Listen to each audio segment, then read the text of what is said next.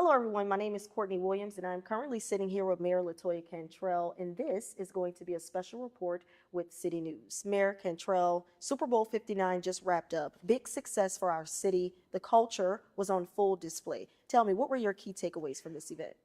The city of New Orleans, we shine throughout the world. I believe no one does it better when it comes to Super Bowl. We rolled out the reddest of carpets, I would say. The city of New Orleans, our hospitality, our city employees, public safety team, our unified command in partnership with, of course, local, state, and federal partners. We did an amazing job for the city of New Orleans, for the NFL, and really, our city was on full display. One of the things that you mentioned throughout almost every single press conference is that the Super Bowl 59 was its success because of its people. Tell me about that. Well, the people of the city of New Orleans, they know how to make you feel special, make you feel welcomed, make you feel loved, and really is the fabric of this city. The culture was on full display, as you mentioned, but we are second to none when it comes to hosting large events, but when it comes to Super Bowl, it was our 11th Super Bowl. We demonstrated that the city of New Orleans is the best place for it, and you felt the love as you moved throughout this city. It was on fire. I don't care if you were in the French Quarter, if you were, of course, in the warehouse district, even in the CBD, just throughout, you felt that this city and her people were on full display, but the visitors were so welcomed and they felt right at home. But at the same time, it was magical. Magical, and it was safe. Public safety, that has always been a priority. Tell me a little bit about that. People don't understand how big of a project that is to work with so many partners, but it went amazing. But listen, it was our local, state, and federal partners, a unified command, and we worked so hard. I'm telling you, our people put in thousands of hours, being very intentional about being visible, but also in spaces that you may not have felt that they were there, but the people felt safe. Everywhere I went, people were comfortable, they were happy, they felt the love of this city, the culture. They felt alive. They're like, this city is on fire. It was magical. And the public safety unified command was on full display as well, but making people feel not only safe, but making them feel just a part of the excitement. They were happy and they felt protected. And they also understood that we went above and beyond to make sure that they felt safe. And they were.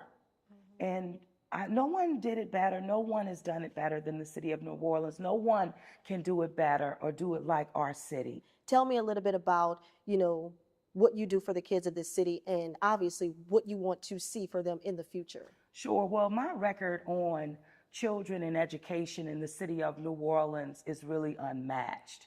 From a community organizer and leader, making sure that schools were rebuilt and having the first school rebuilt in my community, one that I chartered, Andrew H. Wilson, from making sure on the New Orleans City Council that we unlocked resources to start the Youth Opportunity Center, resources that went to create the Career Center, resources that went into programming, meeting our young people where they are, that also focus on early childhood education. That was my leadership.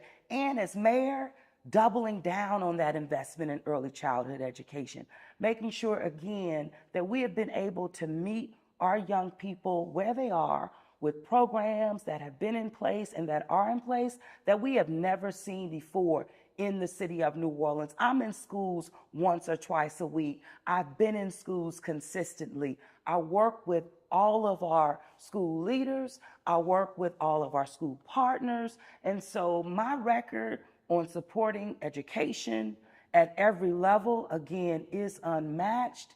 And I will continue to support every child, as I've always demonstrated, and families, because they are not only the future, but they're really the backbone of the city of New Orleans. And so when it comes to continuing to support, You don't have to look for me. I've always been there and I'll continue to be. And even allocating or making sure $10 million was allocated to Thrive Kids, something that goes directly to helping kids. Tell me about that. Absolutely. Well, mental health is something that we know is a top priority. Our young people told us that. And that was from being very intentional about listening to them. And while doing so, I fought almost single-handedly to ensure that this city received a direct allocation of federal resources, ARPA dollars, that we were then able to put 10 million 3-year commitment to mental health that's happening right now. That's all due to my leadership and in partnership with our school community, as well as early childhood education, unmatched there, early learning seats that are available, making sure that we invested public resources, but not only that, using that as the foundation to encourage our community, our residents to vote for an early learning millage. That's a 20-year millage that's in place right now. And our young people and families are benefiting from that. But that also is tied to our Family Connects, making sure that, again, our families that are giving birth to babies in our community, 0 to 3, that let me tell you, not only just early learning, but also after a week, that family goes home with that baby, they're being visited by a registered nurse, and they're getting the care and the love that they need because maternal health is a priority. So listen, my commitment to families, to children in the city of New Orleans is again unmatched. And I'm glad you touched on that $36 million deficit, because a lot of people don't really understand. They see it and they think, okay, Mayor Cantrell isn't cutting the check.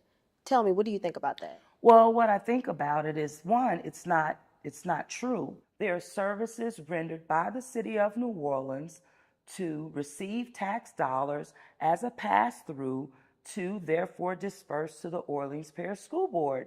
It's not free. Services are being rendered by the city of New Orleans. Now, if the school board receives their resources directly, they can do that. And I welcome that. But if the city of New Orleans has to process those dollars, then it should be reimbursed for services that are rendered. It's just like resources that we then extend to our programmatic partners, for example. When the city of New Orleans partners with organizations like the Greater New Orleans Foundation, for example, to render services for programming, they charge the city of New Orleans a fee for processing payments for programs. All organizations do that because they're rendering services. And it's nothing different from the city of New Orleans.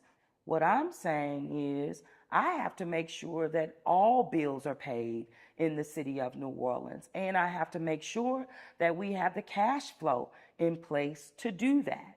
And I cannot jeopardize the financial health of the city. I cannot jeopardize the credit rating of the city. I cannot jeopardize bond covenants of the city. I have that responsibility in addition to our CFO and our finance team. And so we're going to do everything that we're expected to do with ensuring the fiscal health of the city of New Orleans from the administrative position of the city. We have to make sure that all bills are paid and not run a structural deficit. Not under my watch. We have been able to manage through so many different challenges and get on the other side. We will continue to do just that. And so we'll continue to collaborate, work with anyone who wants to work with us, and have effective communication. But you cannot get to an end result without that. One, where you bring everyone along. So I remain committed to working with anyone who wants to work with me and my administration. But the fiscal health of this city in terms of the operations is something that I will safeguard because I have a responsibility to do that. And speaking in terms of meeting the young people where they are, we're right, I want to say, here at Mardi Gras 2025. Mardi Gras is coming up. The kids are going to be marching in the parade, something that they love, something I loved when I was back in high school. Mardi Gras 2025, it's going to be safe, it's going to be successful. Tell me about that and why. So Mardi Gras 2025, we are very excited about it. You know, that's why we called it Super Gras, because we knew we had to deal with Super Bowl, but move right on into Mardi Gras. And it's going to be even safer. We were able to secure a Tier 1 rating by the federal government to again activate additional federal resources to make and keep our city safe for carnival season from start to finish. It's going to be a vibrant time in our city. Our young people will be marching. They prepare for this all year long. They're even marching, I know, throughout neighborhoods, getting ready for parade season. And so we're just looking forward to hosting them and making sure that our visitors have a great time, but really the residents of this city make Mardi Gras who it really is, or what it really is. Tell me a little bit about that Super Gras team and pretty much the preparations of meeting every single week to make sure we had a successful event like the Taylor Swift 3-day concert or Super Bowl and now Mardi Gras 2025. I feel like this Mardi Gras will be better because of Super Bowl and everything that we saw. This Mardi Gras is going to be phenomenal. The Super Gras team, both focusing on Super Bowl and Mardi Gras because they're 2 weeks just apart, but being very smart about it and intentional about leveraging our resources in terms of how we're going to ensure the safety of our residents, the safety of our visitors. We've secured a Tier 1 rating by the federal government, which gives us additional federal resources and support to ensure the safety of everyone during carnival season. The Super Gras team, now this is countless departments within city government that have leaned in for over 18 months, I would say. But we continue to deliver results for the residents of this city. And so we're going to be just more excited about, I would say, this Mardi Gras 2025 because we're activating additional resources that we did not have previously for Mardi Gras, but ensuring the safety of our residents, ensuring the safety of our visitors, and making it just a fun-filled season of love and just carnival activity, the vibrancy of our culture, again, on full display for the world to see for Carnival 2025. It's 20 years, even as we celebrate from Hurricane Katrina, and just being able to demonstrate how this city has not only bounced back, but better than it was before. And I'm excited about our people, our culture, and just Mardi Gras 2025, a great time. One thing I want to end on, something I always hear you say, we just saw that for Super Bowl. We're stronger together with state, local, and federal partners. With Mardi Gras, we're stronger together. Pretty much everything when it comes to our children, resources, we are stronger together. Tell me, what does that mean to you? Well, what it means is that anytime we lean in and work together with a commitment to collaboration, effective communication, leveraging our resources at every level, and our people are our strongest and our greatest asset, it means that we are stronger together and we get the greatest results woven in progress and prosperity for the people of this city and those who visit her. We are a world-class city, and it takes leadership, it takes commitment to it, it takes understanding that your people are your greatest asset, and we are stronger together. And I believe that it was demonstrated in how we came out of, we stood up for Super Bowl 59. It's how we were able to stand up even relative to Jan 1 and still pulling off a very safe Sugar Bowl season. And it's how we're going to move right on in to Mardi Gras 2025, stronger together. And it's also how we're going to continue to support our young people in the city of New Orleans because we are stronger together. It's about doing what's right. And doing what's right is where accountability also is front and center. And so the city of New Orleans will continue to support education, our children in a holistic manner, making sure that they have the resources that they can reach their fullest potential in our city. So that hasn't stopped, and it will not stop as it relates to that. Absolutely. Well, Mayor Cantrell, thank you so much for sitting with me here with City News. And les bon temps relay. Les Mardi Gras bon said. temps roulés, the city I of New love it. Orleans. Yeah. Thank you. Thank you.